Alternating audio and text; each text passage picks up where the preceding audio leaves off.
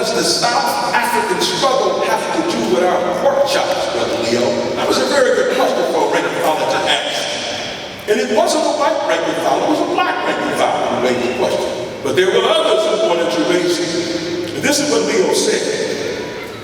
He said that while the United States corporations are shutting down company manufacturing concerns in the United States, they are opening them in South Africa. And they're not opening them up in South Africa to change the apartheid system. They're opening them up for cheaper wages. And this is why we have to stand in solidarity, because we have mutual interests. He demonstrated that solidarity is not an empty slogan. Solidarity means you give something up to help someone else. And that's what Gabriel was talking about when he talked about the movement. So I'm giving you a little history. Let's move on. In 2004, ILW, this is right at the beginning of the year, ILW Local 10 initiated a resolution calling for the Million Worker March. I went to the Million Man March. It was almost 2 million. That really was the largest demonstration of black worker men in United States history.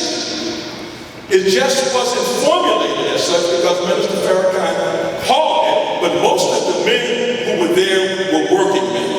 I can tell you that. The Million Worker March was a response to the offshoring of jobs, the wars in Afghanistan and Iraq, corporate greed, no national living wage, a tax on Social Security. The thing that made it so unique is that it was initiated by black workers.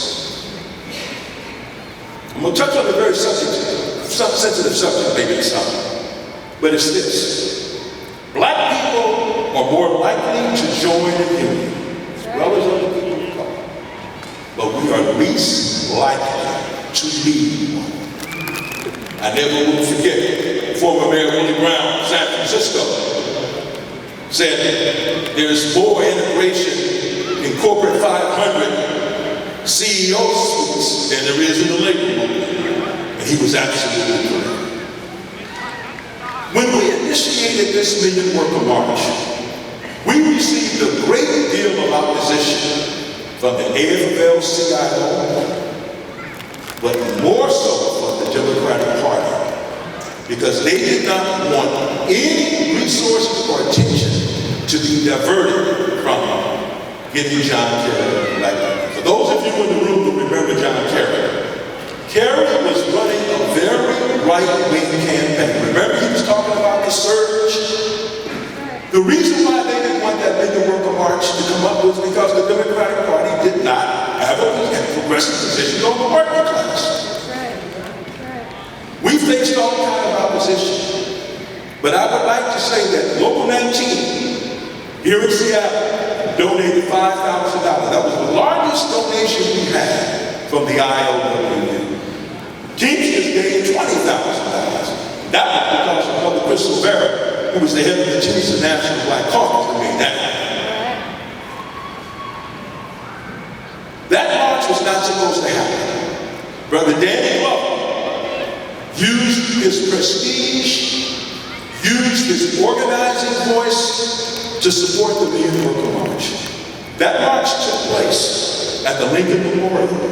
And to show you how cynical people are, because it was broadcast internationally on CNN. And I had people from the media and other naysayers that say, well, Clarence, you didn't have 1 million people. My response was, we reached more than 1 million households because it was on C-SPAN. Not to mention the 15,000. Workers need to have an independent voice.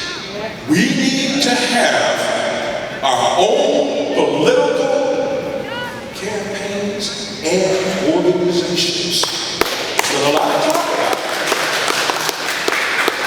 We can start to build on that now, because I would say that most of you would agree, this is a momentous period in history. The ruling class is divided. The political establishment. Could you ever imagine the President of the United States condemning the FBI as if he was Eldridge Cleveland? The things that Trump is saying about the Justice Department?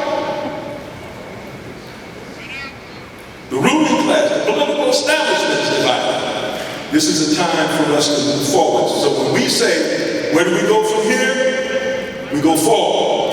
In conclusion, when Gabriel talks about a movement, I just want to say this is what a movement is.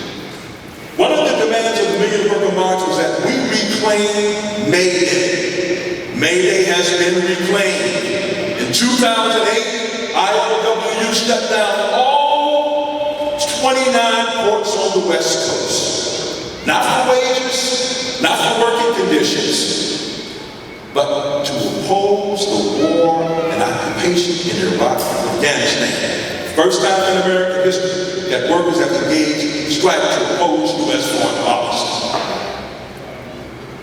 Since that time, we have shut down ports in Seattle, ports in the Bay Area around the question of police murder.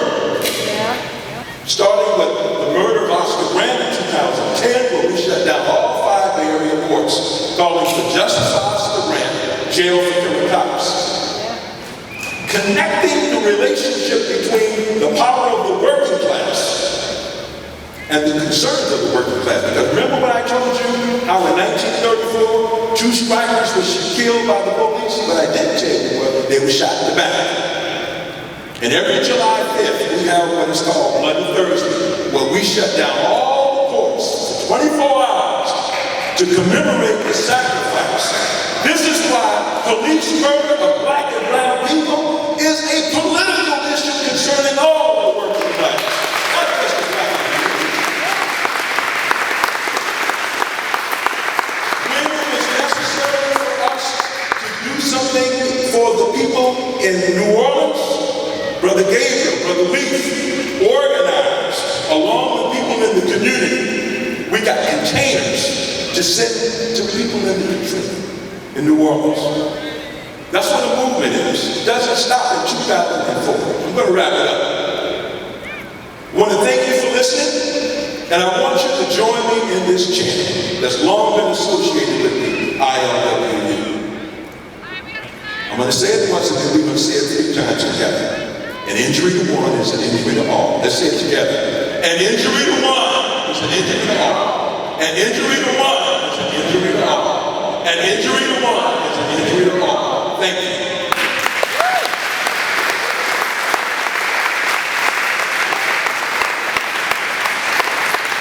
I've got to say something right now. The person that I'm about to bring up to the mic, I've known him for over 50 years. He is not only a renowned actor, activist, producer, director, he's a revolutionary artist. He's an artist in the tradition, people like Paul Robeson, who used his creative and charismatic qualities to support issues of workers' rights, to support issues of union rights, to support issues of immigrant rights. He's put his career on the line. But more importantly than that, he's a man who is not afraid to speak truth to power. Many of you know him, Sergeant Murtaugh from Lethal Weapon. But I know him as one of the leaders of the San Francisco State Strike that propelled both he and I to continue our radicalism well into our 70s. I present to you Brother Danny Glover. Brother